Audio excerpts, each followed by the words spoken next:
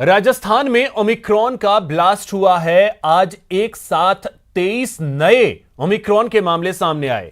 इनमें सबसे ज्यादा अजमेर में 10 नए मामले सामने आए, जयपुर में 9, भीलवाड़ा में 2, जोधपुर और अलवर में एक केस ओमिक्रॉन के सामने आए, जिसके बाद पूरे प्रदेश में ओमिक्रॉन की अब तक की संख्या जो है वो 68 हो गई। राहत की बात इतनी है कि इन 68 लोगों में से 44 लोग ठीक हो चुके हैं।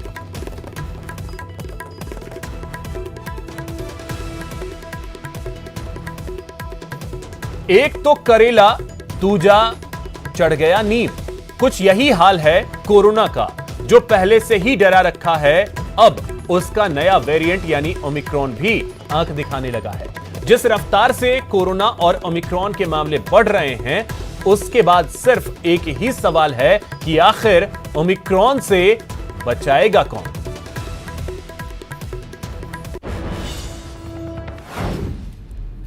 सावधान, बढ़ रहा है कोरोना ओमिक्रॉन। अब जरा सी भी लापरवाही की नहीं है छूट।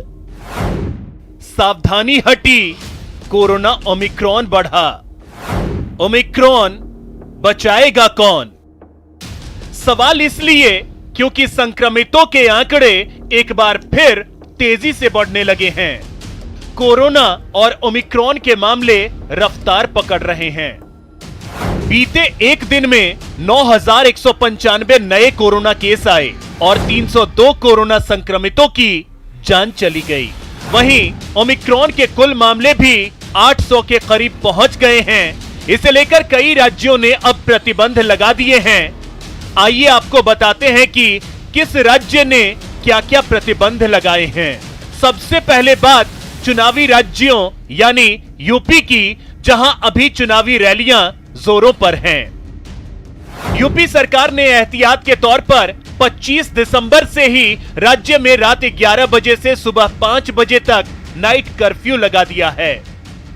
इसके अलावा सरकार ने एक अभियान चलाया है जिसमें मास्क नहीं तो सामान नहीं के सिद्धांत पर लोगों को जागरूक करने की कोशिश की जा रही है। पंजाब में कोविड टीके की दोनों खुराक लेने वाले लोगों को ही 15 जनवरी से बाजार, मॉल, होटल और सिनेमा हॉल जैसे सार्वजनिक स्थानों पर जाने की इजाजत होगी।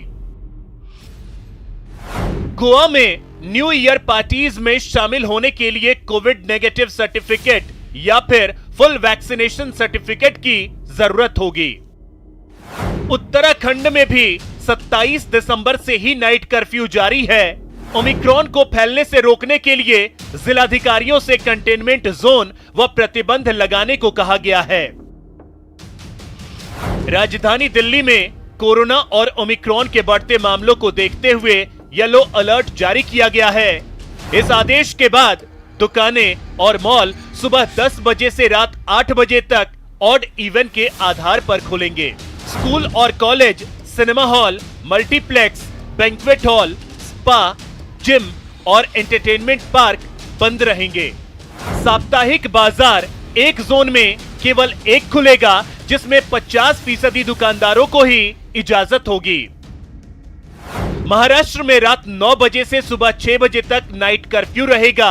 5 से ज्यादा लोगों के सार्वजनिक स्थान पर एक साथ आने पर रोक है। मुंबई में धारा 144 लागू कर दी गई है। होटल 50% क्षमता के साथ रात 11 बजे तक चल सकेंगे। शादी समारोह में 100 लोगों को इजाजत होगी। मध्य प्रदेश में रात 11 बजे से सुबह 5 बजे तक नाइट कर्फ्यू है। छत्तीसगढ़ में सभी धार्मिक और सामाजिक कार्यक्रमों पर सख्ती रहेगी।